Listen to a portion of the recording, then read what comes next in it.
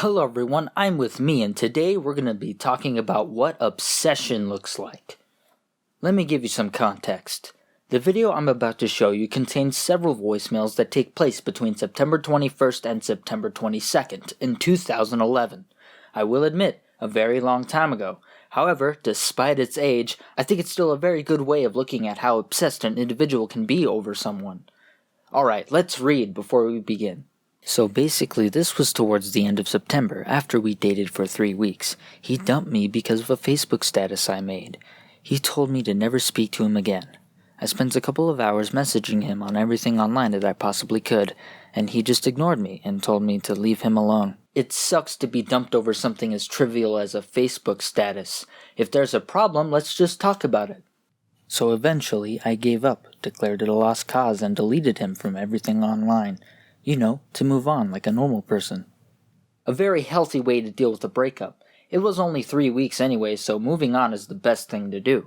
Over the next 10 to 12 hours, he sent me 10 texts, left me 13 voicemails, made 4 videos, and left 4 comments on my Google+. Yeah, that's certainly one way of going about it. Do you see why I picked this video now? I never once responded. I never once tried to contact him, and in fact, I was at work for most of the day he was leaving me all of these voicemails. I had both him and calling me non-stop all day, while they are both also calling each other. Again, completely nuts, and now there's someone else calling too. Funnily enough, they only leave 2 voicemails. But yeah, he's so desperate and never truly loved or liked me. I'm such a gross, slutty whore that he was begging for me back. Now she's blaming herself. This is usually what most victims do. He told me to leave him alone and never speak to him again, but by the end of the string of voicemails, he's threatening to blackmail me because I am doing what he wanted and am not speaking to him. This is when I realized I had to make a response video to this. Not too long ago, Theorem Trees did a video on narcissists. Let's listen to a portion of his video. A double bind is a very specific kind of no-win manipulation, in which targets are presented with conflicting messages, each of which negates the other. In effect, they're told, do X and don't do X. When targets are playful, they might be criticized for never taking anything seriously. Then, when they're serious, they're told to stop being a drag and lighten up. The double message is be serious and don't be serious. Whatever the target chooses, the abuser responds with the other. As you can see, this is typical narcissist behavior. A narcissist can easily tell someone to leave them alone, then go right back to getting angry and telling them to talk again. Leave me alone, and don't leave me alone. I'm not saying he's a narcissist, as I don't want to be sued, but I will say that he's exhibiting the behavior of a narcissist. Okay, now we're heading into the actual voicemails. I'm gonna warn you ahead of time, this shit gets nuts. Hey, I read everything you wrote, and I made a response video for people to go check out what you wrote. 90% of what you said was totally true. And, I don't know, regardless of whatever you do with your future, like, quite frankly, my life is really messed up right now, so it's, like, selfish for me to ask you to be a part of that regardless. But whatever you do from here, it's like, whatever. I admit, like, all the guilt and everything that I jumped into something that I didn't fully understand. And you were there with me, and you took the steps with me, but the reality is I led the way into the darkness or whatever. So, I'm so incredibly sorry for everything. Like, I'm being so cliche. And, yeah, I understand. Like, whatever you do, I understand. The first step to improving yourself is realizing that you are the problem. Anyway, yeah. So I think I'm going to leave you alone. I'm sorry. Bye. It sounds like he's sorry for overreacting to the Facebook status. Oh, and he's totally understanding, telling her that whatever she does from here, it's fine. Awesome. Surely this is the only voicemail you actually need to send.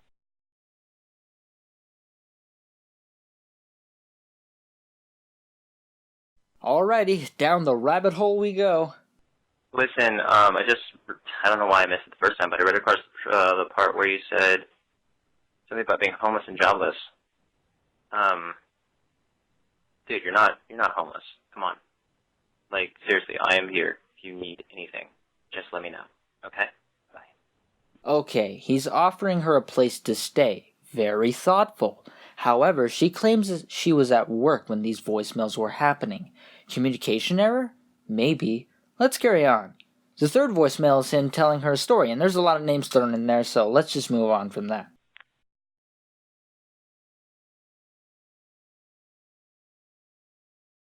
Wow, 4 voicemails. Already this is getting out of hand. Hey, so I am not going to change my mind on this one, like, as far as you coming tomorrow, Thursday. The ticket hasn't been canceled, so you already know that I'm dedicated. Look at that, inviting her somewhere for tomorrow. That's a little weird.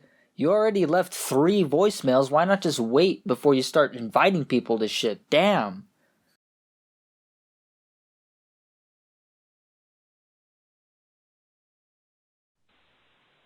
Okay, you cut me off. As I was saying, I haven't attempted to get a refund or anything. I'm basically putting it on the line. If you don't do it, I'm not going to be upset. I'm going to understand. But if you do it, you're going to blow my mind. Like, literally blow my mind. And, like, I'll do what it takes to make everything work out, whether it be counseling for me or whatever. I was recently informed that I have borderline personality disorder where I take things to extremes. And if you're not my way, then you're wrong, or something like that. Like, there's a bunch of shit. And when I look at you, I think of a person who has things in control mentally. Like, I have everything in control in my life except for my emotions, except for my relationships. And if I can get that in control, then I think we're actually a really good pair. I really do. And the reason is because of how happy I am around you and how complete I feel. And there's only you. Like, Sky is my friend. I've been talking to her as a friend. I told you she's always been my friend. So if I don't have you, then I guess I'll be single for a very long time. Regardless, thank you for the time that you did give me. I really appreciate it. And if this is it, okay. I might call again or something because I want to talk to you, but I understand if you don't answer. It's just kind of a bummer. I'm getting my stuff together. And now it's over. But yeah, I get it. So, talk to you later, hopefully. Bye. Now he's confessing his love and saying he really wants to talk to her. So he's going to call again on the 5th fucking voicemail. We're already past how many voicemails you're supposed to leave. Also, notice how he keeps saying he understands? This will come in hand later.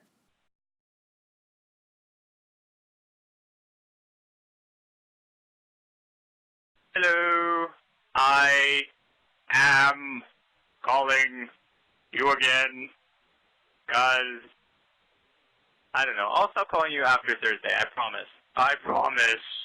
I'm just, I don't know, I feel like this is how I feel. I feel like I'm going to be, like, the coolest guy ever. And you're going to see it on my videos. Like, I'm going to be, like, once now I've figured everything out. Yeah, and it's like, if you don't want to be a part of my life, that's cool. I understand. It's just like, I feel like we're missing out on something really cool because of what I've figured out about myself. Like, it's legitimate revolutions. There's no faking. You'll see that when I just go on. I'm, like, literally going on. And, like, everything we've been through, I've been, like, looking back and, like, everything that we've been through is very hard, very... I gotta go. I'm getting a call. Sorry. Everything we've been through? Remember, this relationship lasted only 3 weeks.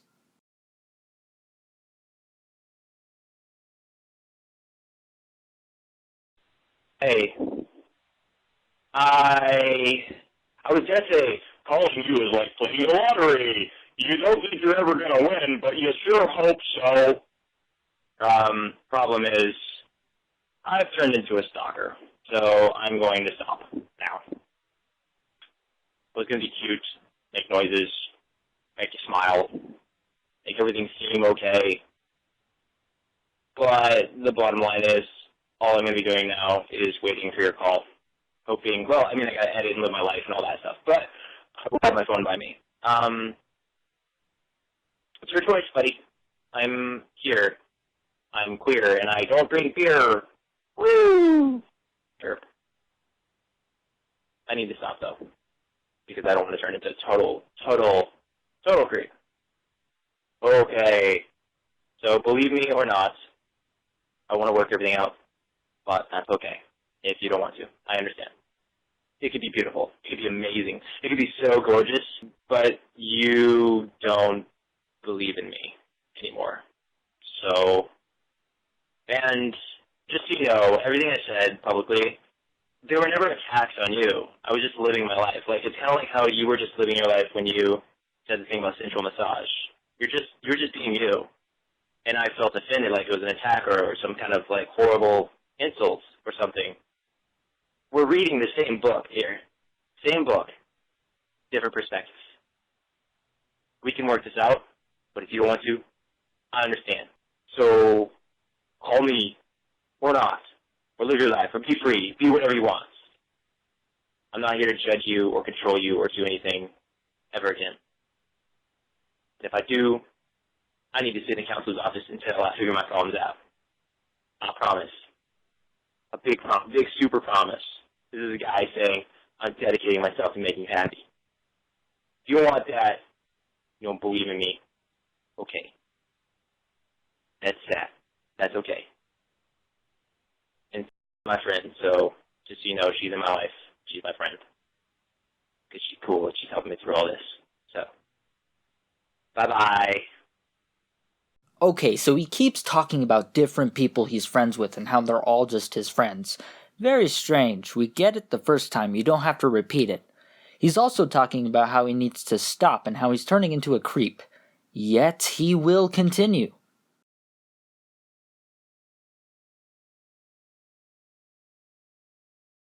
Hey, I really wish, like, the more I'm looking into borderline personality disorder, I'm really wishing that I knew I had a problem with this before I ever even got into anything with you, just so I could, like, forewarn you and actively work on it during the relationship and actually give myself the appropriate amount of doubt. Because this entire time I've been looking at myself going, oh, she's wrong, and oh, I know everything about what I'm talking about, and oh, I'm a perfectly sane human being, when I'm looking at all these definitions, and it's like, I wasn't sane at all. I had a serious problem. I still have this serious problem. And I don't know, this is me just telling you, like, if you don't want to get on the plane, I totally understand, because I have a lot of work to do on myself, and if you don't want to be there with me through all that, that's fine. Wait for me to get better. I mean, if I'm still feeling the same way about you in the future, like, and we can always figure something else out for later on down the line. It doesn't need to be rushed. I don't know, I was busy blaming you for a lot of stuff that is all my fault. Anyway, I just really hope you don't feel any remorse for anything that you did, really. I pushed so hard that anything you did in reaction really can't be held against you. So I'm sorry, and I'm working on myself. I'm really researching this. If you could actually help me, that'd be good, but you don't want to talk to me, so. Which is why I should definitely stop calling now. Okay, definitely. Bye. Now he's actually doing some self-reflection. He's realizing all the wrong that he's done. He also repeats that he should stop calling, but he's continued to call.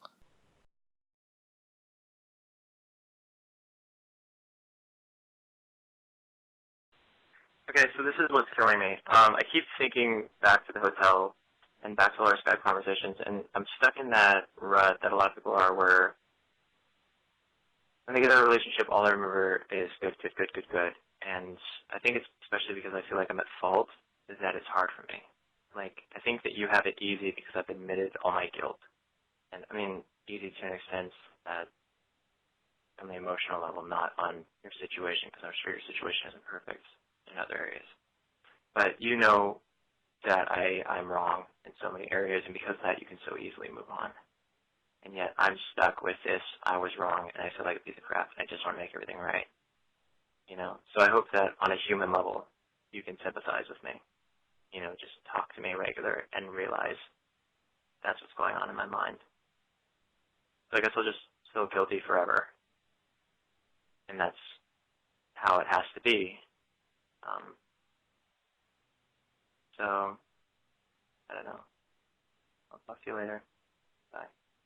I'll talk to you later? Whatever happened to no calling? Also, this guy seriously cannot just let go. Eventually you have to accept the fact that your ex is an ex and she is gone. You can't keep calling.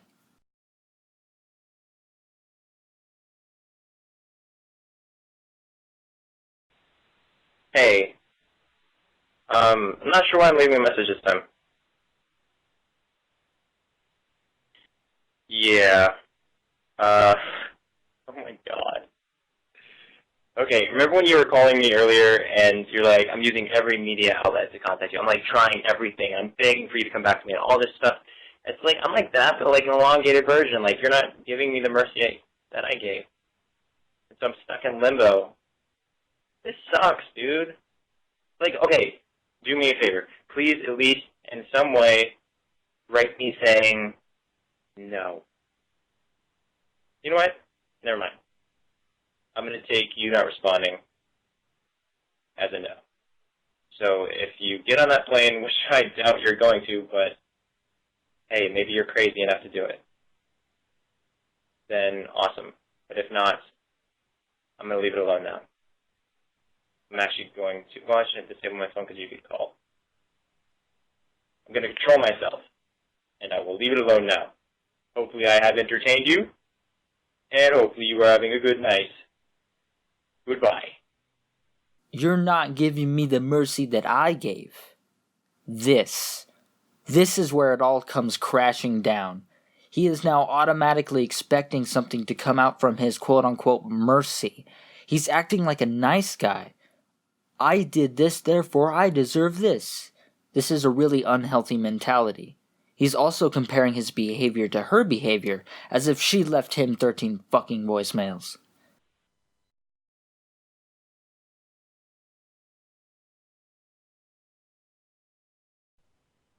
I took the fall for everything in my videos,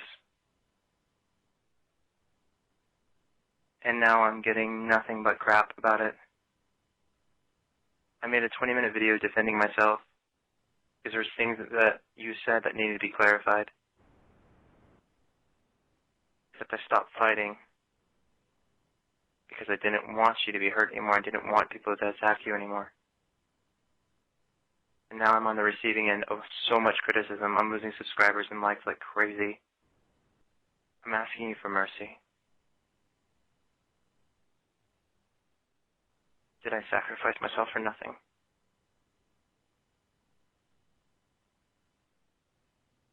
You talk about love as if you know what it is. I would never do this to someone I loved.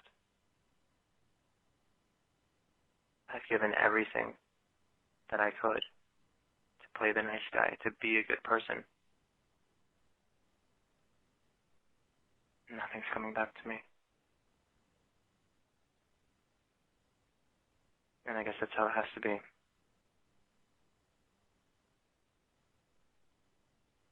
Because that's what it means when I say I hope you live a long and happy life. It means I'm going to do what I can to make that happen. And that means taking the fall for everything. And not arguing with a single thing that you said about me.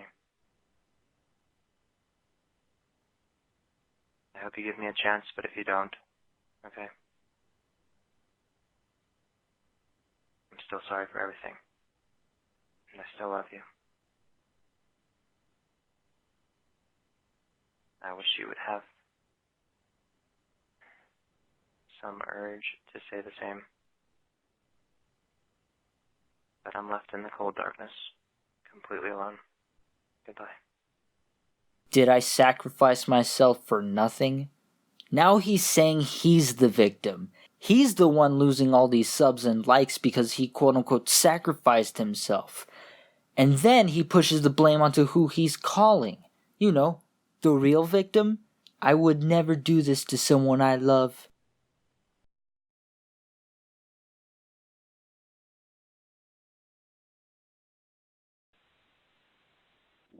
I have no idea how you can be doing this to me and feel no remorse for it.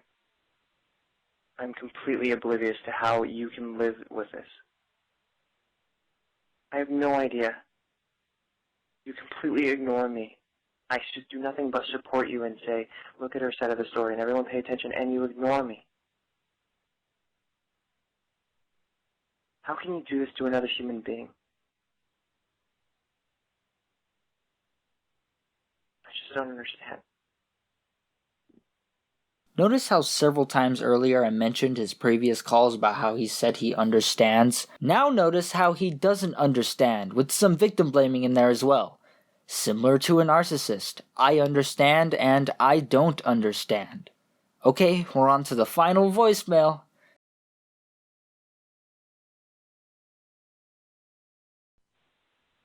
Just so you know, because of what you've done, because of the way you've slandered me, because of the lies you've told, because of the fact that you've completely ignored me and you've completely humiliated me publicly, and despite the fact that I was being kind about everything and saying, okay, fine, I'm not going to attack someone I love, and I'm not going to fight back even though she's clearly attacking me, and I was hoping that you would actually answer your phone and deal with me like a human being. Because of all of this, I'm going to reveal every single detail. Every detail. And then everyone will know exactly who you are. If you want to slander me, well, I'm going to fight you with the truth. And the truth is not going to feel good. Goodbye. The final voicemail is a crazed rant about how he's going to expose her lies and tell everyone, quote-unquote, every single detail. It's okay if you ignore me, and it's not okay if you ignore me. You know, typical narcissist behavior. He didn't send those voicemails to gain closure, like you would initially do in order to get over a breakup. He sent them to win her back, and it didn't work, and it made him mad. Also notice how he's talking about how the victim lied. I'm exposing all your lies. These voicemails were in the span of 2 days. How in the hell did he turn everything into the victim's fault when earlier he was saying how it was all his fault? Again, very typical narcissist behavior. Everything is my fault and everything is your fault. Hope you guys enjoyed the video. Please leave a like if you did. Subscribe if you want more content like this. Patreon link in the description if you want to support the channel even more. I'm gonna do something spooky themed for October, so stay tuned for that shit. And yeah, that's pretty much it. Bye-bye.